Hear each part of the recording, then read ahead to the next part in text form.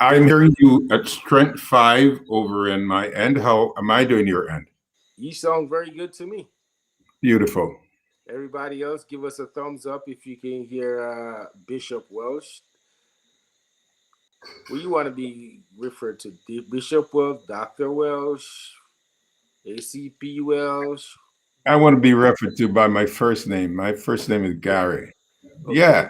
okay, Gary. We're friends now. Yes, sir. Yes, sir. How are you? Not unless you want to say Farmer Gary. Oh, well, I know you're a farmer, so you Yeah, can be and Farmer then Gary. and then you start asking me about some technical farming questions about feed and breed and stuff, and then I go blank on you. Hey, you're not alone. At least Yeah. our heart is in the right place. We'll learn Yes, as we sir. go along. Yes, sir. So how have you been? Thank you for asking. I have been doing very well. And yourself? I'm good. Can't complain. Beautiful. You know, I Keeping, could, but I rather not. yeah, keeping safe from COVID, right? Oh yeah, we just stay on the farm, That's right. you know, Best place to be. and protocols is in place when it comes to visitors on the farm. Beautiful. So that's it. So hold on. You say you're a farmer. Give the people a little idea of what you got going on in the agricultural area. Okay, thank you for asking. As long as you don't ask me for the location, I'm fine. So Okay. I have I have a pet farm. Okay, Mm-hmm. uh, I have 100 goats as pets and 42 sheep. I got a new one yesterday, so 100 goats, 42 sheep. I had some cows, but my wife can't convert them into being pets, so she asked me to get rid of those. And then I had some pigs as pets, and discovered that those can't be pets. So I was up to about 22 of those. I'm down to about 15 now. And then I do callaloo, and I and end up picking them far too early, and so I lost the crop on that. Okay. Um, So that's what I do. what does the animal has to do on your farm to be regarded as a pet? Like, how do you regard them as pet? Like, Uh, who has a I, hundred goats and call them I pets? give them, yes, sir. They each have names and they have a personality and they respond to commands, quite unlike some people. Uh, they get upset with me a little sometimes. Hmm. They behave like kids. They want to have their way. And if I object, then we get into a conflict and we do a little counseling. Sometimes I do that with a piece of stick, and sometimes they do it with their horn. And Oh, that hurts. they retaliate. Yes, sir. Yes, Okay, sir. got They it. do. They I do. get.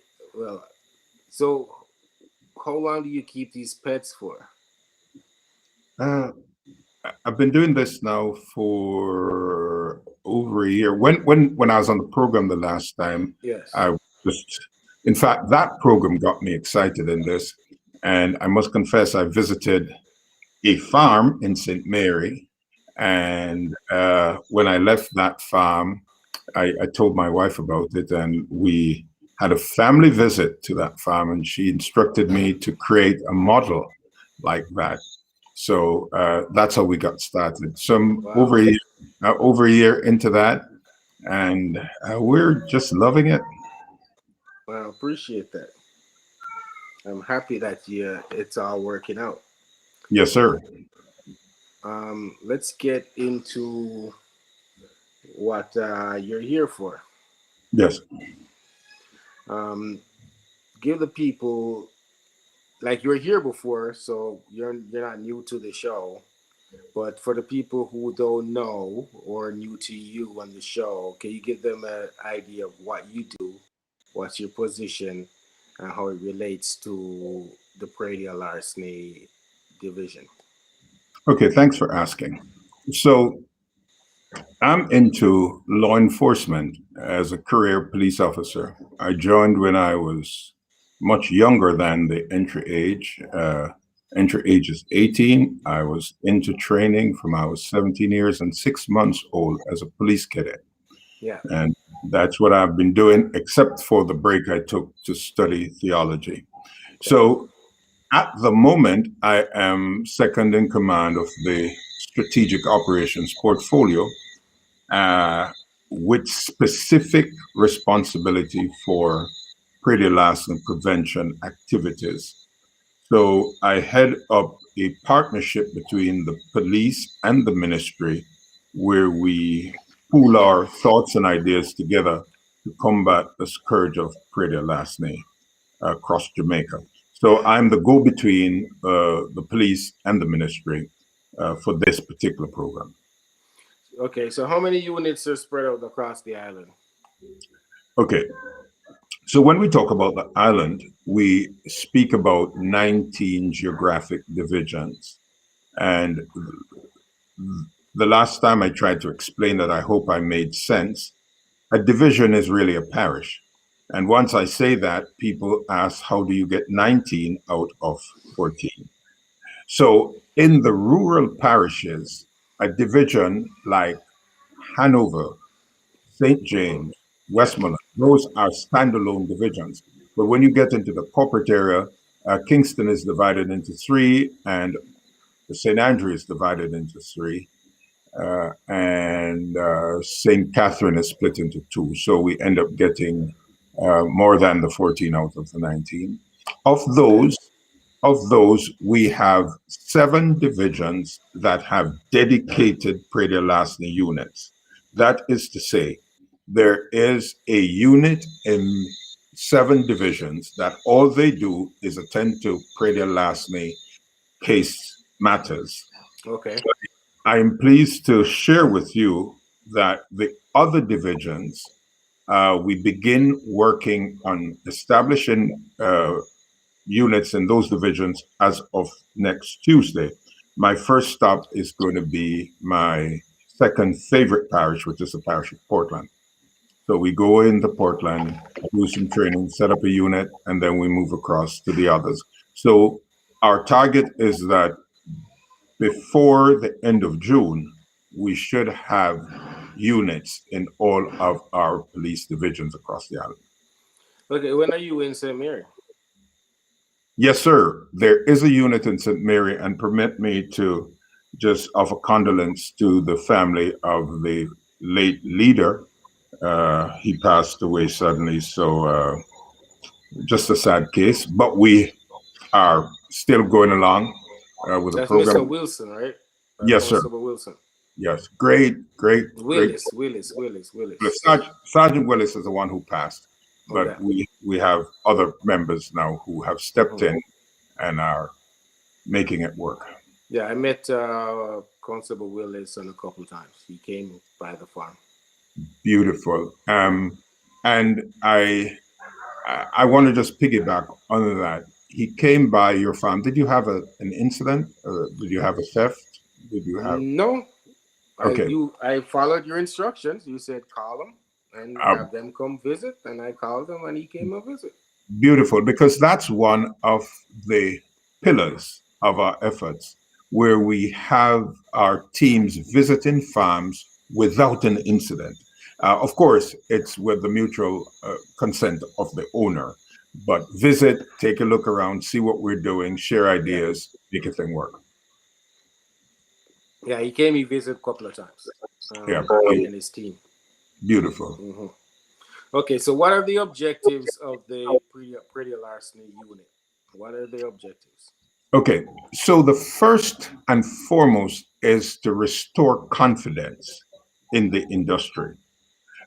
When someone is going to invest, they have 2 major concerns: whether or not there's a market, whether or not this is a profitable entity. But the other major concern is, will I be able to reap what I plant, what I sow?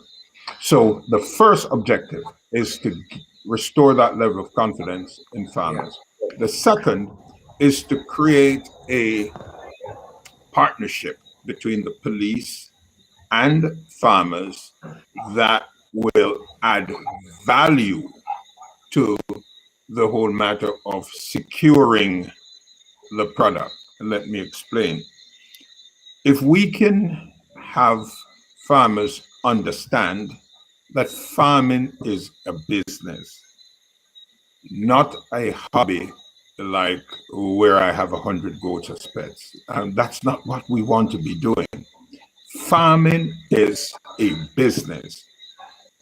And we want persons to understand that on one end, you have a partner, the police, law enforcement. The other end is with the farmers.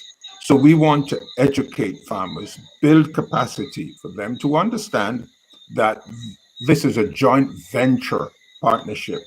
We will create safe space and you go and produce. So that's the second objective. The third one is, if in the event we have a call for service on the police to investigate a loss, we want to make that process as smooth as possible. It is enough when the farmer loses something. It is even more traumatic when they have to be dragged through the courts and feel victimized again. So our objective is to make that process seamless and as smooth as possible. And with our revised legislation, we are pushing to have compensation as part of that package. That is to say, somebody just doesn't go off to prison and leave the farmer hanging, but that there's compensation and for any damage, injury, or losses that are caused by the farmer.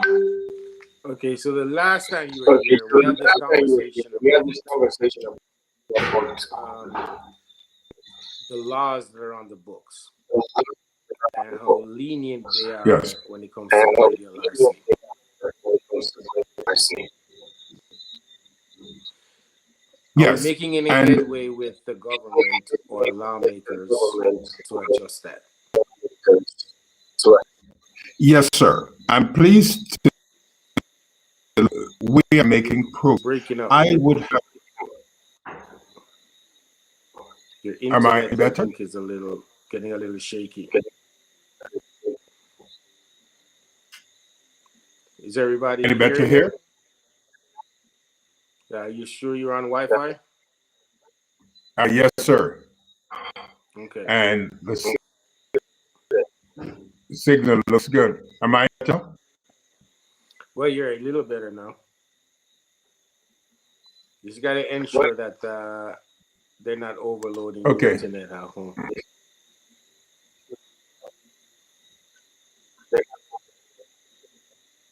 Yes, I will ask them to give me some time here.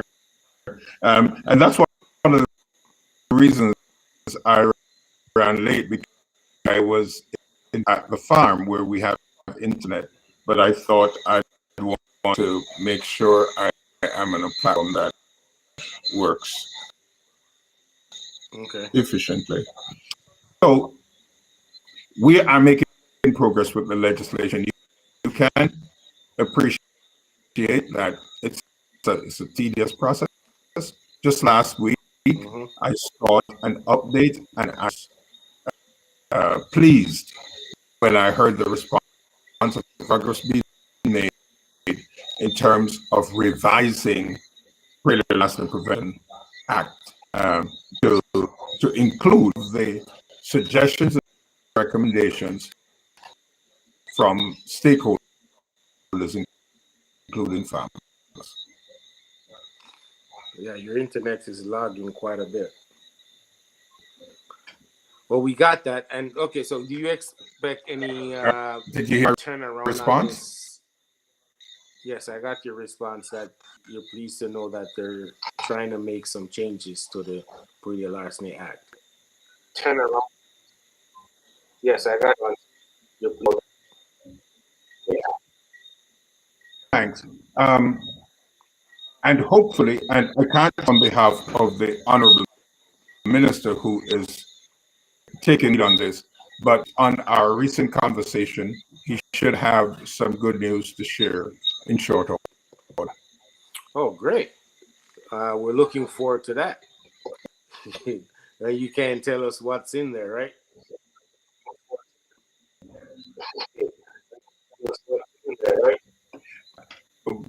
The two things that here is one, the element of compensation. That's big. And wishing for that, we feel that that is missing and should be included. And in simple language, that the or losses suffered by the farmer will be remedied as part of the case settlement. So not only are we going to hear guilty, but guilty, sentence, and the remedy. And probably that's the most pressing point farmers have an interest in. Secondary to that, though, is the whole sentencing regime. We have made recommendations for the sentences to reflect the nature of the crime that's committed. Thank God we have not had any serious objections to those that have been proposed, and we sincerely look forward to that rolling out.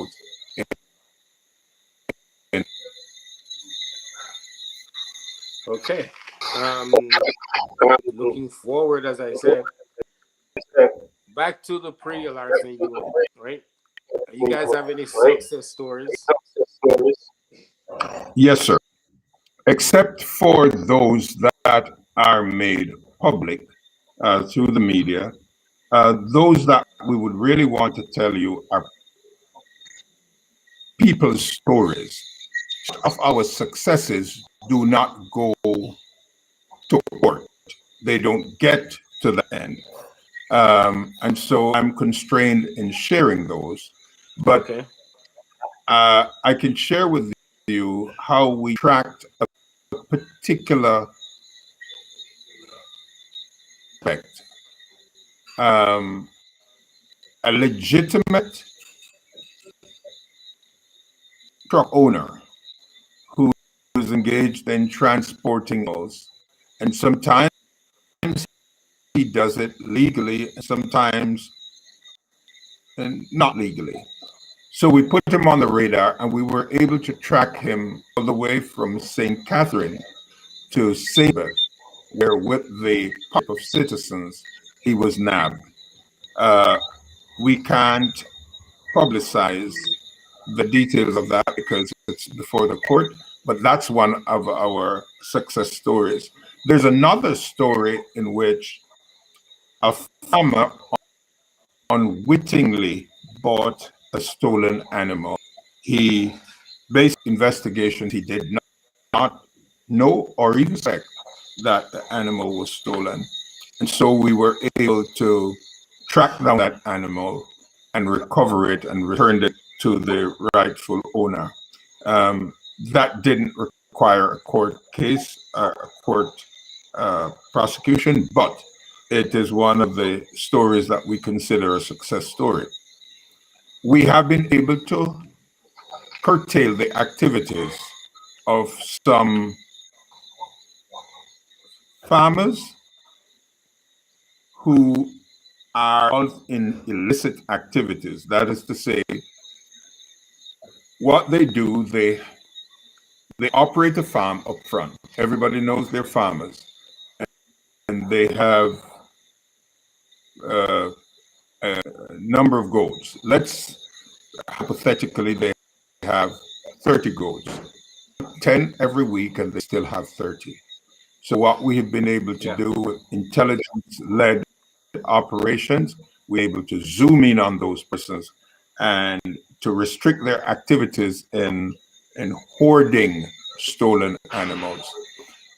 We have often wondered is that persons are able to move 50, 60 animals across without being detected. And what we find is that these perpetrators are smart. They move them into another herd that's nearby, have them cool off, and then move them along again.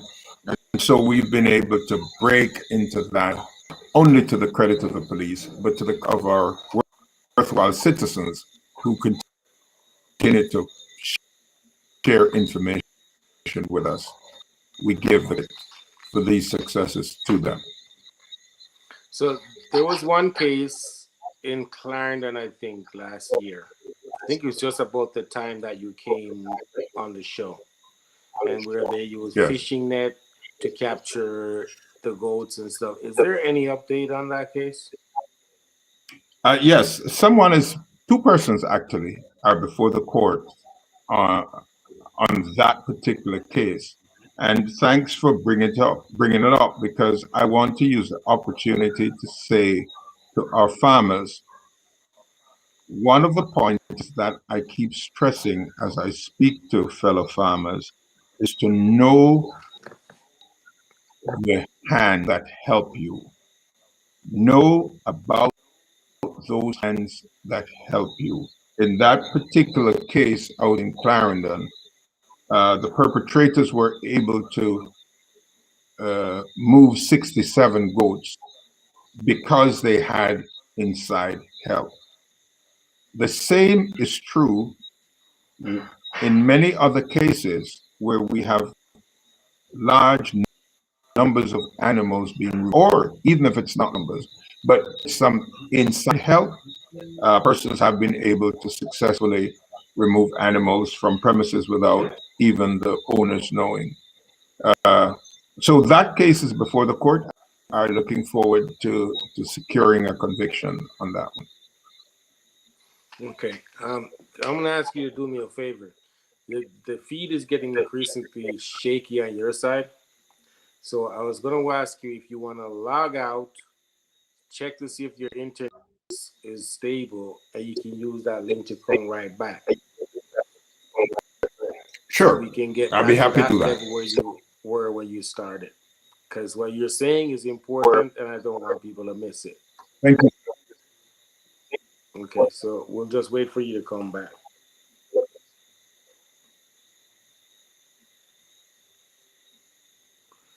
Folks, sorry about that, but I realized I'm getting these comments that the feed was shaky. So let me know if I'm clear and you guys hear me clearly, then we know that the issue is on Dr. Welch's side. It's the voice that's the problem. Yeah, so that happens when the internet is weak, when the bandwidth is weak. So the voice goes, it's like becomes crackly and dropping out, right? But you guys can hear me? Yeah, I'm clear. Great. All right. We're going to go back as soon as he gets back on. But guys, thanks for doing this. Share the link. We're going to get into some real stuff that affects farmers. I'm going to try to get some good questions in for the masses.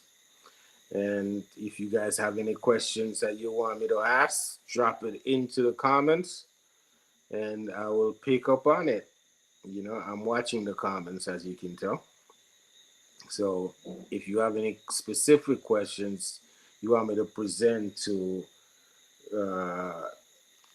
Dr. Welsh, feel free to put it in the comments. You know what I mean? We got to try to get some answers. He's been gracious to come on, and we appreciate it, but we still got to get some questions in, you know. And he's a fellow farmer. Although him say his thing is a pet thing, but 100 pets, I don't know about that. You know, if you guys believe that they're all pets, then give me a thumbs up or a fire or something, because I don't believe they're all pets. It's a lot of pets. But I won't beat up my friend.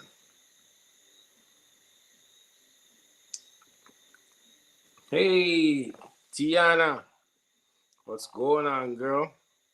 When are you coming back, Tiana? Welcome back, sir. Thank you, my friend. Yeah. Is that better? See, that's better. That is a lot better. Okay, so let's get the message out before this internet cheats on me. No, man, you're good. I don't know. You know what I mean? You should have like fiber optic internet as a part of the JCF. I'm sure I should, sir. Yeah, Uh, yeah, you should because you know what I mean. You need proper access so you can do your work. yes. I'm just piggybacking on a comment from one of our listeners that says Yes. that uh, we're talking to someone the other day that says when they go out to steal goats, they go for goats and they're like bones to the dogs. Um, Let me tell you, friend, please bear with me as I'm a little emotional about this. A farmer who I have great respects for, I visited his farm one night. He lives on the farm, or he has accommodation there for himself. I let myself in through two gates. Gate number one, rolled up the driveway. Gate number two, I had flashing lights on. It's 3 a.m. And when I didn't get a response, I used my devices, siren and stuff, and nothing. So I just assumed that he was not home. He wasn't there. I looked at goats. I looked at the layout of his place, and all was quiet. There was nothing unusual. So I left. My partner, who was with me, mentioned to him casually to say, "Hey, you had visitors the other night." He said, "Where?" He said, "On your farm." He said, "Don't lie. There's no way that anyone could come on my farm and I don't know." Uh, Unfortunately, he suffered a loss sometimes after, within days. And so on this occasion, I went back to, as part of the investigation, again at 3 in the morning, and nothing. As in the first instance, the news went back to him and he declared that this was a lie, it was mischievous, there was no need for us to self aggrandize, make it appear that we're doing work. So when I went back the next time, I was prepared to take his door off. Um, and this time he came out. Uh, if we have assets that we care about, we might not want to be so dead to the realities of what's happening on the outside. Far too many times I happen to visit farms and there is absolutely no semblance of security whatsoever. And yet people turn and blame the police. What is the police doing? Friend, I hope I am not causing any conflict, but a police patrol on the main road is probably less than 5% effective against preventing a crime incident on a private property, such as a farm.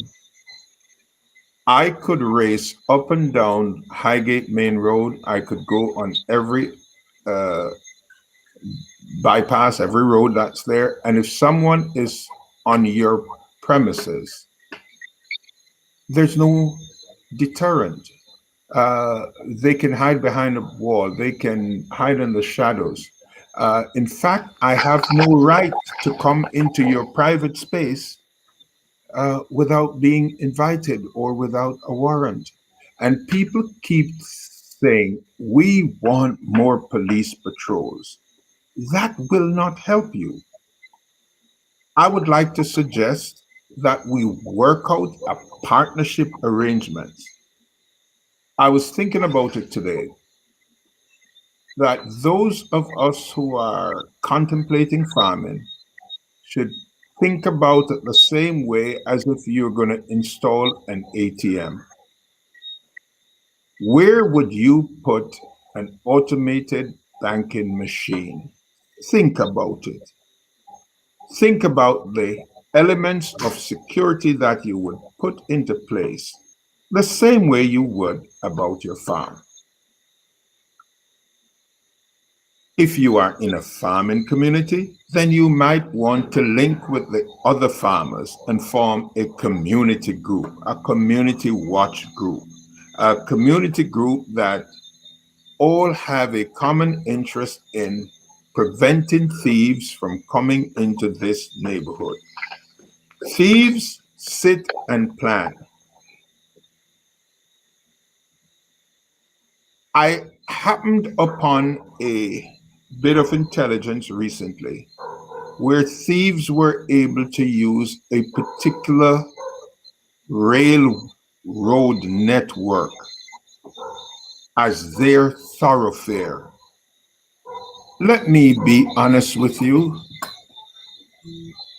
You would not find police patrolling a railroad, a train track. We don't do that, not unless we have reasons to go there. But we do have citizens who use that track. We do have farmers who use the track. Let us come together and make this work.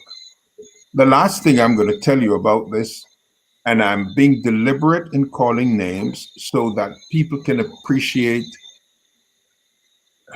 the passion with which I'm saying this. Amity Hall has an agro park.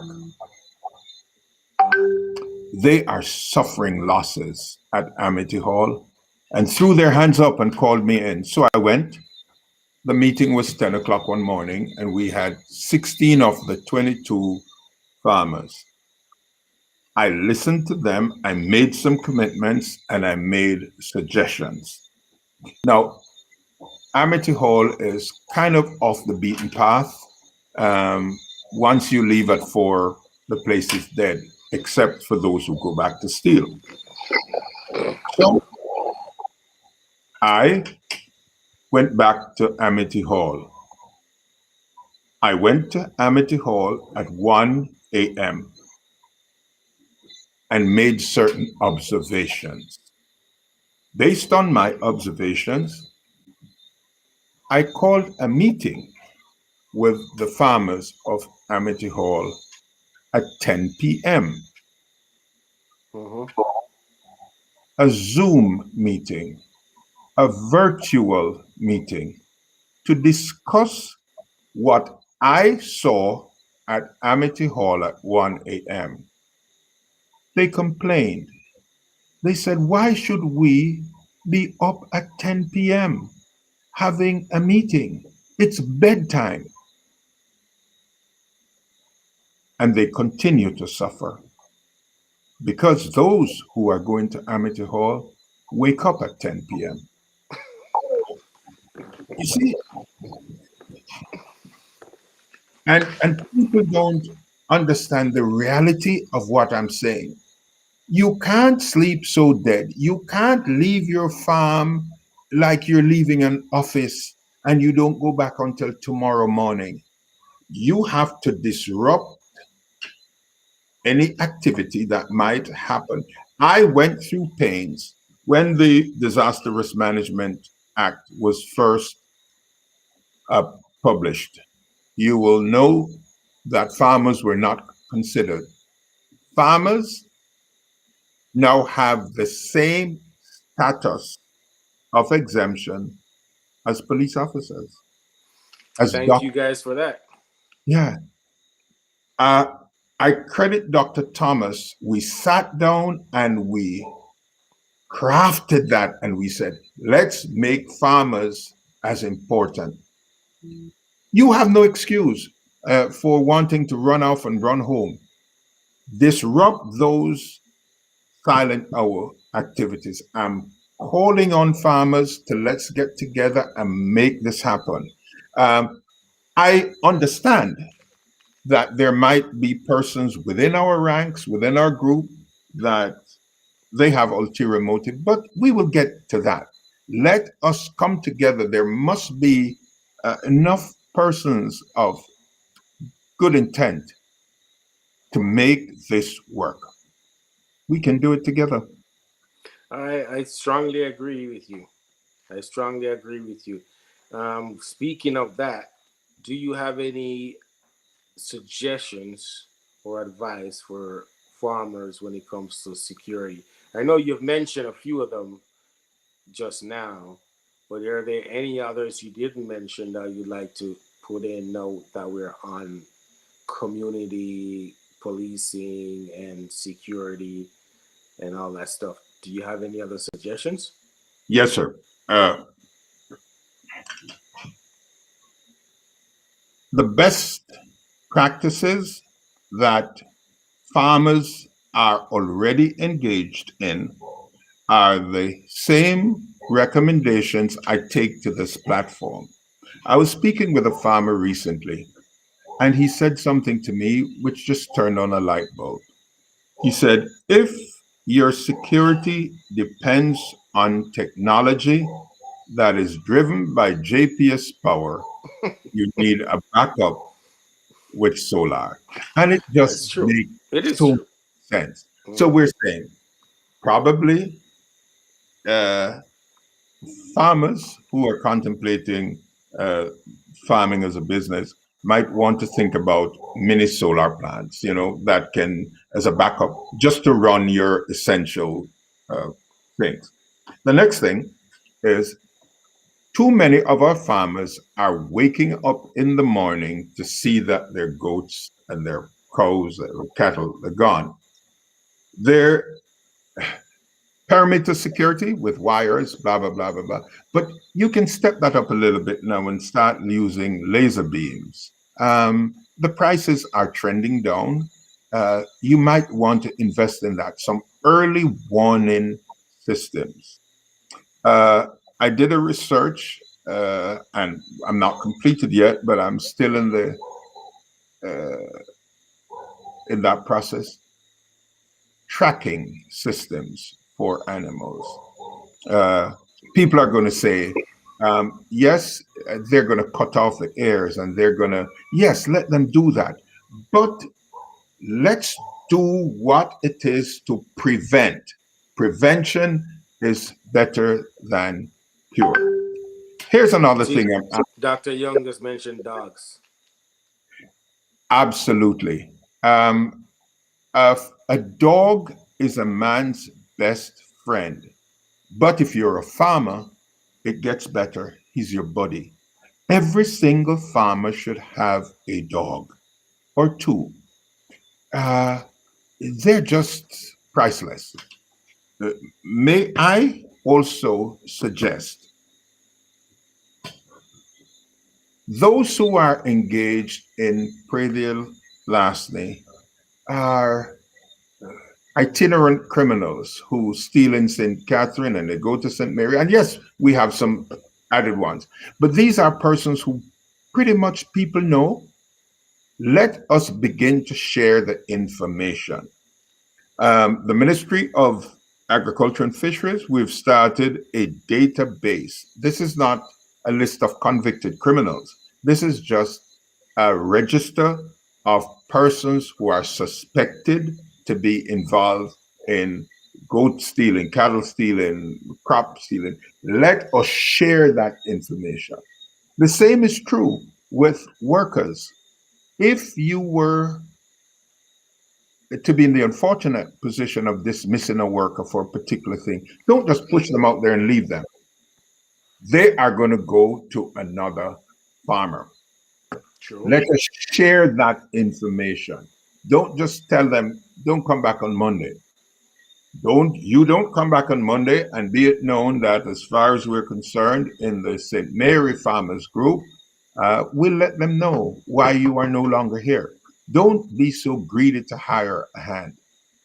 And don't be like the farmer over in Windalco, Kirkvine. I think that's Windalco, whatever the name of the bauxite company is. He said to me, yes, You have told me that he's a thief. What do you expect me to do? Fire him? And who milks my cow? I said, not me, but fire him. I said, no, I won't. I said, well, keep your thief and continue to suffer losses. You have to be fair but firm with these workers. Somebody's stealing, let them go, and don't let them go to somewhere else. We can explore the use of technology. There are some simple uh, bits of technology that we can use now. I the first time I heard about a pressure mat was one used in the White House.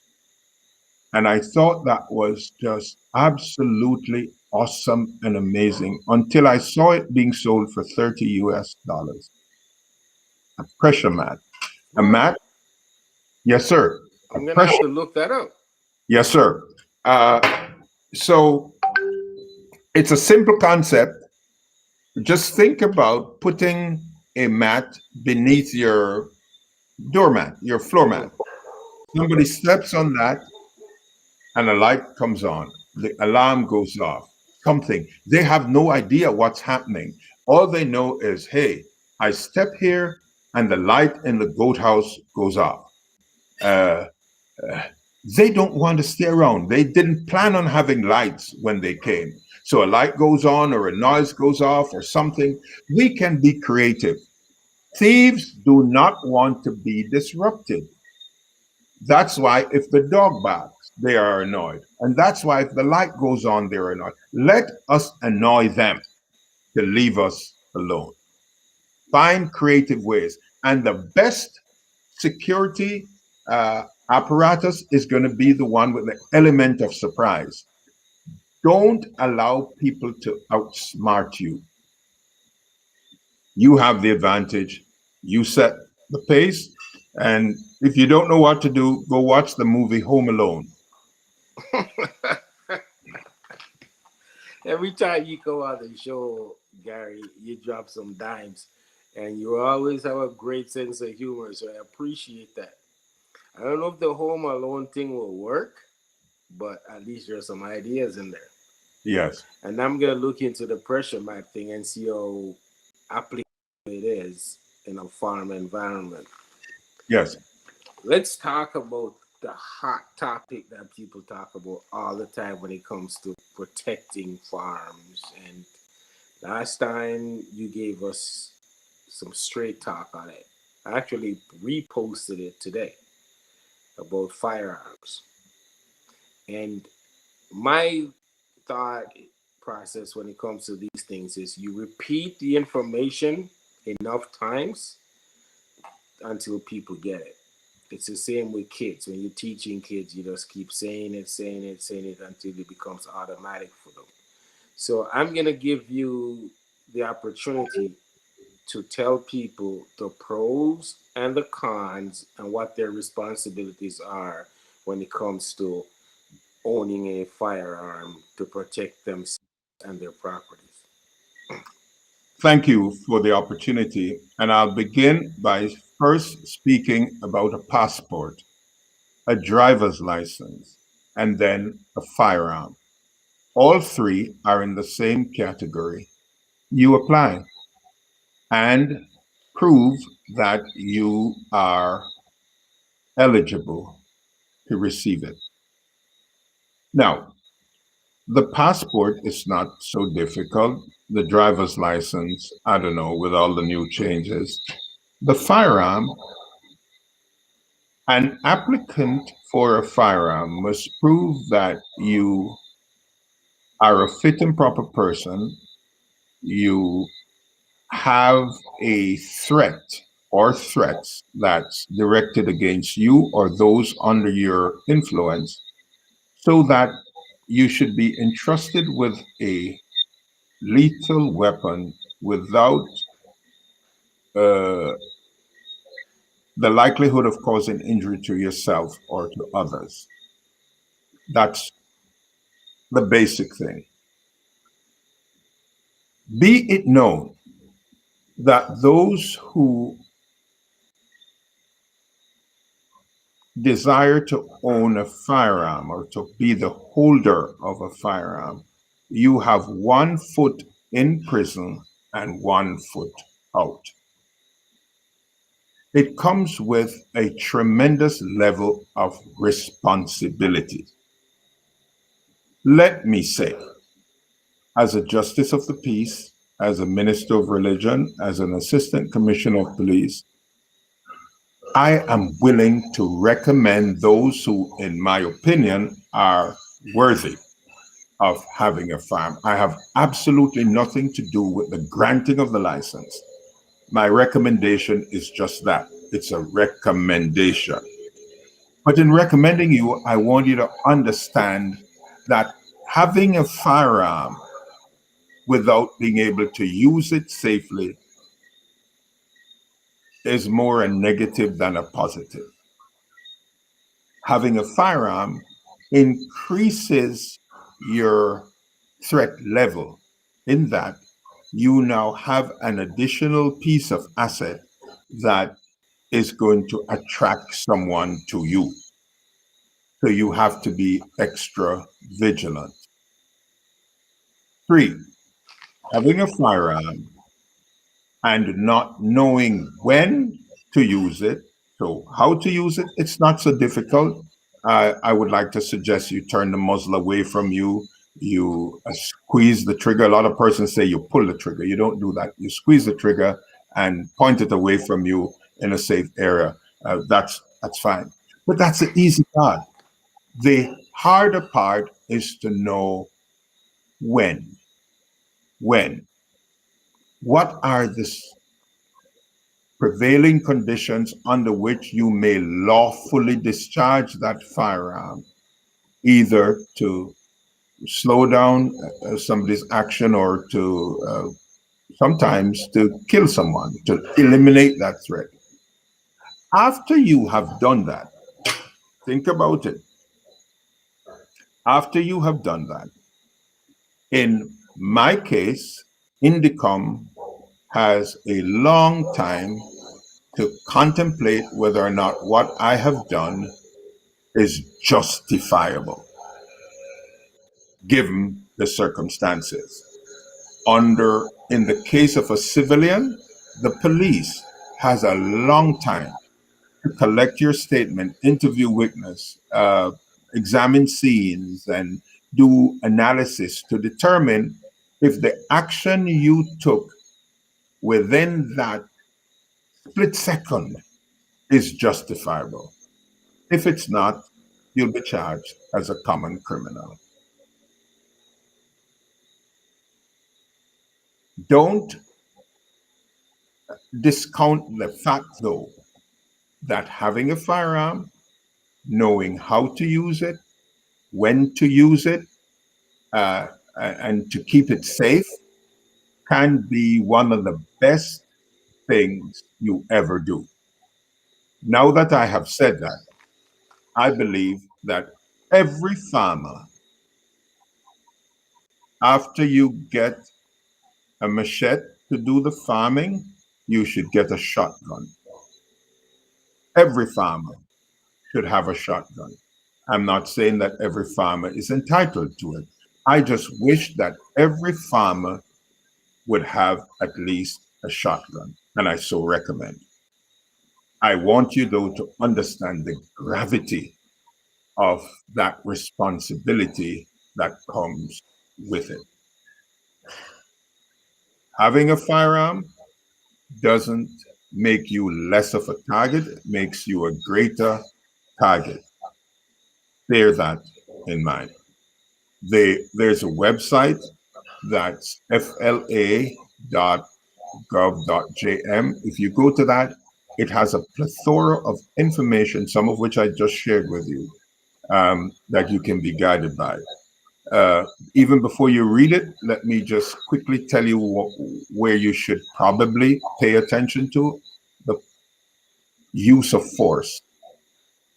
That is to say, having used your firearm to defend yourself or your property, what the court and the jury will look at is, Were your actions reasonable and justifiable under the circumstances?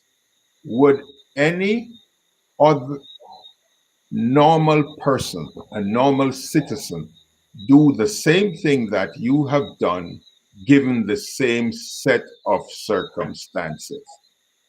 So then, a farmer, and this is a real case, a farmer shared with me recently that he followed my advice and went to disrupt a nighttime activity. That is to say, silent hours. He left his cows, he went back. He happens to have two weapons. He has a revolver and a shotgun. So he was with his revolver that night. And he went, and the cow was not where he left her. He searched and he found her further down the pasture, the wire cut and a rope around its horn, or her horn rather. He said he went back home for his shotgun and waited to see who would show up to move the cow. I waited with him as he took so long to tell me no one showed up. And I said, thank God no one did, because you would go to prison. And it took him a while to understand. If someone has taken your cow and tie her up with the intention to come back to get that cow, shooting that person is not a justifiable action. Because you have other options, such as report it to the police. That's one. Or option two, make a big noise. Tell the people, hey, don't come back here. You have moved my cow and I suspect you're coming back. Don't come back. Do something. Prevent that person from coming. But if that person shows up to move your cow without threatening you, without exposing a firearm or lifting a machete, just coming to loose your cow, believe me, let them loose it and leave, and keep your firearm down. Because if you lift that firearm, shoot that person, the jurors might say, hey, murder, you had other options. That's probably not as impressive an example, but it's the one I have now to let you know how you're to think when you have the responsibility of carrying a lethal weapon. So I've listened to you twice now tell us the responsibilities, the pros and the cons of having a licensed firearm to protect your property and yourself. So correct me if I'm wrong. Basically, it comes down to if your life is not threatened, you should not use deadly force. Absolutely correct. If you have other options other than resorting to the use of deadly force, you shouldn't. Let me use the police situation, for example. My presence in uniform is my first level of force. So I show up in my uniform. It should be sending you a signal that, hello, there goes a representative of law and order. Fall in line. If you can't just see me and respond in that way, then I'm going to verbalize it. I'm going to say to you, sit down, shut up, move. I verbalize it. Now, I say that to you, and you take a broomstick and you hold it up and you say, officer, I am going to take this broomstick and give you a fine beating. and send you back to the station. Do you know what I'm supposed to do? I'm supposed to run because I don't want to be beaten by a broomstick. I am going to retreat. I have an option to move myself out of the way of danger.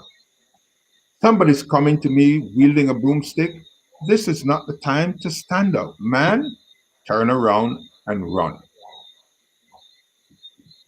If you have no other option, then you might want to pull a baton. So you have a broomstick, I have a baton. Let's make this out today. Now, based on my training, I should be able to use my 18-inch baton and take you out with a longer broomstick. I should be able to do that.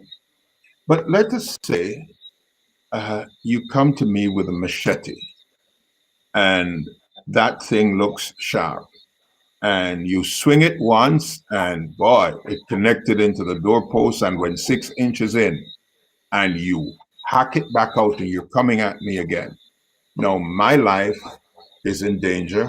I feel threatened, and this threat is present. It's imminent. It's immediate. It is going to happen. I need to stop you. And stop you, I will. When I share that story with someone else, they will think, wow, that was the appropriate response under those circumstances. So I was a constable in Port Antonio. I was dressed in my #1 uniform, red seam and all. That thing was sharp. My wife starched my uniform shirt and ironed it, and I felt like a prince. I'm standing on Harbor Street, and show was over, and I saw a young man coming down, and I said, "Hey, you come here. Put your shirt in your pants." He pulled a penknife. That little thing had probably 3 inches, 4 inches, and he held it up and he said, "I'm going to cut out your belly." With a penknife. I could see it. He was a teenager. You know what I did? I took off my cap and I headed for the next side of the street. I didn't want my cap to fall. I took off my cap and I ran. I ran from a youngster who held a penknife at a police officer in uniform. I had a .38 revolver at the time. I was fresh out of training school. I had 6 rounds in that, and I had an extra 6. I could have splattered him, but I ran. Those were the good old days. No, but I went back. He was a regular attendant at shows, so I went back the following week, waited on him, saw him coming, slipped him, allowed him to pass. I went up behind him, gave him that hold, not the choke hold this time, but I gave him that hold. I said, "You will recall last week when you did," and he messed up himself. I won. I won. Okay, so I'm sure you may be aware of this video. There's a video I saw maybe 2 weeks ago that somebody sent me. Well, they shared it in a WhatsApp group. So there was a I actually made a post about it, maybe it's a month ago. There's a gentleman and a lady having a dispute at a, like a, what do you call it? Like the man shed, or they must sell some stuff. And they had a dispute. The lady, style up the man and throw things on him and whatever, and he walked away. And I'm like, okay, good, he walked away. But he came back with a machete, and he started swinging it and chop her in the face or whatever, and then somebody fired 2 shots in the ear, break it up, and the video ends. The question I have for you is, if it's a police or it's a licensed firearm holder that was on the scene that fired 2 rounds in the air to break it up, Was he in a position where he could have shot that gentleman? Because the death of that woman was right there. Okay, so just remember that as a licensed firearm holder, you are not a public servant. You're not a public law enforcement officer. So you shouldn't go around getting involved in public matters. Let me quickly add, though, that I commend citizens who have a duty to care. In that case, he had a duty to care. The threat was imminent and was in his presence, and he had all rights to intervene. He intervened and he used a less lethal option. He thought at the time discharging 2 rounds in the air might bring the perpetrator to his senses that, hey, there's somebody here who has a firearm who could take you out. So he might think twice. Or he could have acted in a manner that was that could cause death to that person who was bringing about the threat. And the court or the police or the coroner might be mindful to say that's justifiable. I suspect that that would be the outcome, but I'm glad it ended the way it did. He resolved it quite nicely, and I commend him. But if he had done otherwise, I would support him. Yeah, I saw that video and it struck me for 2 reasons. One, everybody was laughing when the guy was getting everything tossed at him, and it really struck a nerve because I'm like, there's a conflict there, and y'all laugh and jeer and make fun of him, and it triggered something in him where he went and got a machete and come back, and it became a dangerous situation. But yes, I'm glad the lady still got hurt, but it didn't result in death, which was good. So let's get back to our farm and Praedial Larceny situation. Sorry, somebody's asking, don't I have a right to protect life and property?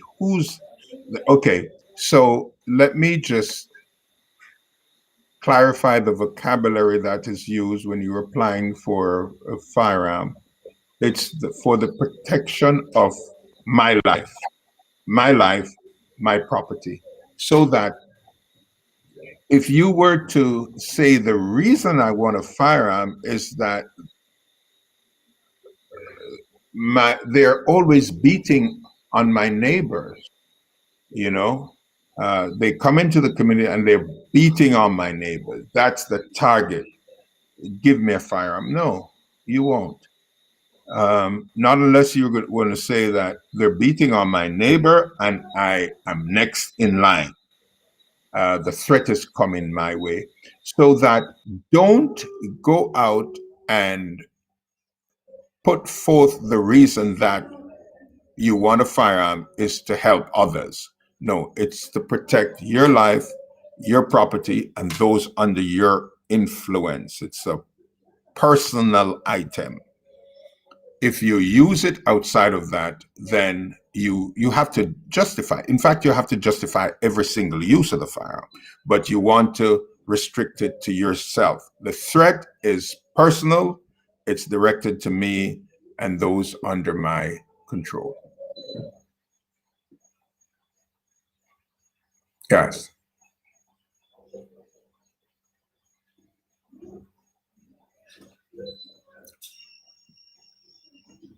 Did I lose my host?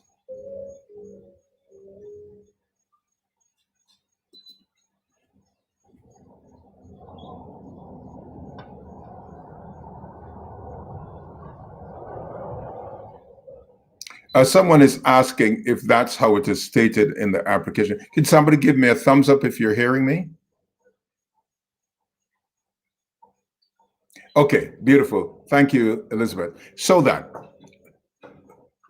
On the dotted line, you will say, for the protection of life and property. The vocabulary here is suggesting life, property, but the silent pronoun is my, for the protection of my life and my property, and whatever else is under my purview. It's not for use of protecting the public. You're not a security guard. You're not a hired hand. In fact, let me just take the opportunity here to say those who have private firearms and using them for public hire, that's wrong. You ought not to do that. Please. If a person comes on your farm to remove stokes, what's the best action? What's stokes? I'm sorry, I don't understand that. Did we have a typo error? If somebody comes on your property to remove something, you might want to tell them, leave. Don't remove it. It's not yours. That's trespassing.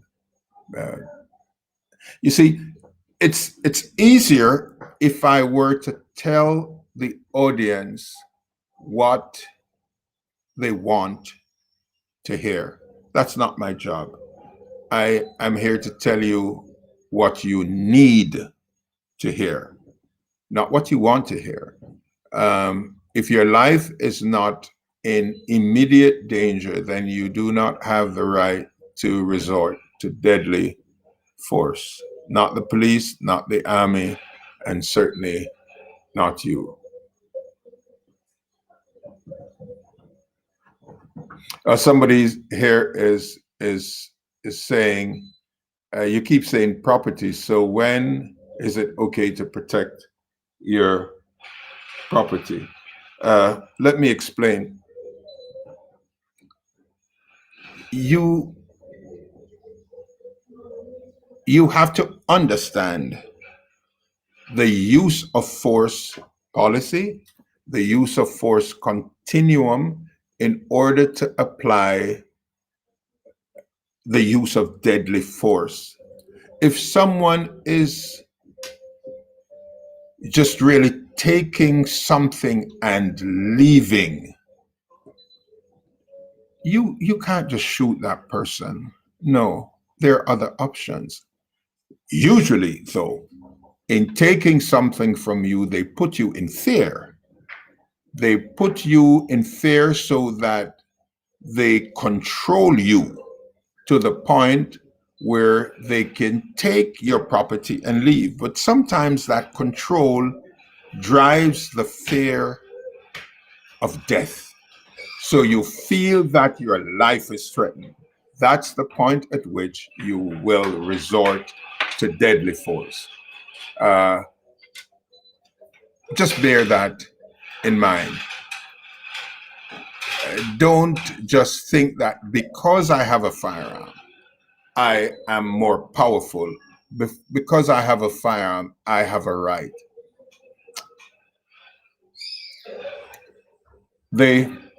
Each firearm, each weapon has certain capabilities.